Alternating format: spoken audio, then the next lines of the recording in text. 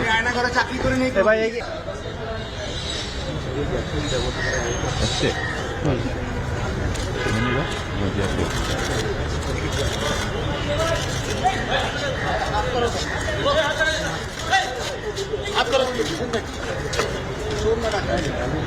আচ্ছা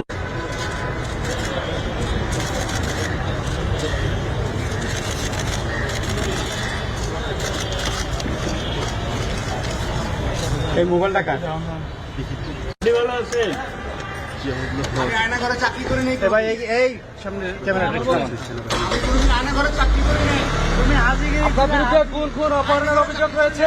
আপনি থাকাকালীন অনেক অভিযোগ দিচ্ছে আপনার বিরুদ্ধে। অভিযোগ দিবে না